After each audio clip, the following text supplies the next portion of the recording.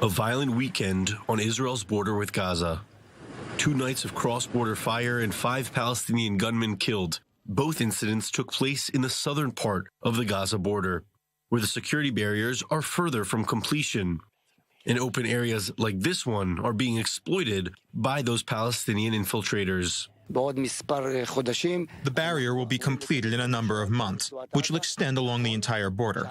It's true that in the southern sector there are still open areas, making the likelihood of Palestinian infiltrations there higher than in the northern part, where the progress on the barrier is far greater. In the northern sector, the security wall and even more barriers are being built to prevent tunnels, infiltrations, and anti-tank fire. The Gazan gunmen on Friday were armed with RPGs, an anti-tank missile that was used twice in the last year to attack Israelis. As a result, the Israeli defense establishment is building more walls.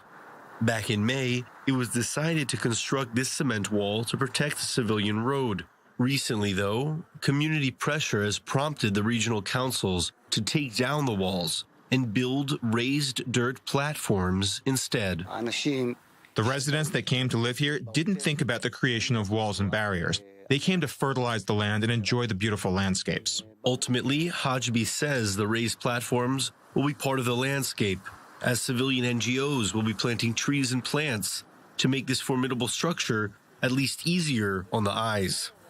Acknowledging the effectiveness of such barriers, he understands that the residents may have a different experience. When you leave your community and see a wall along the whole way, and you look to your left and see these raised dirt platforms, I don't want to speak for them, but I have no doubt they ask themselves, why do we need this? Israeli security officials acknowledge that in the northern sector, those infiltrations have been happening less and less frequently, partially because of those barriers that are being built.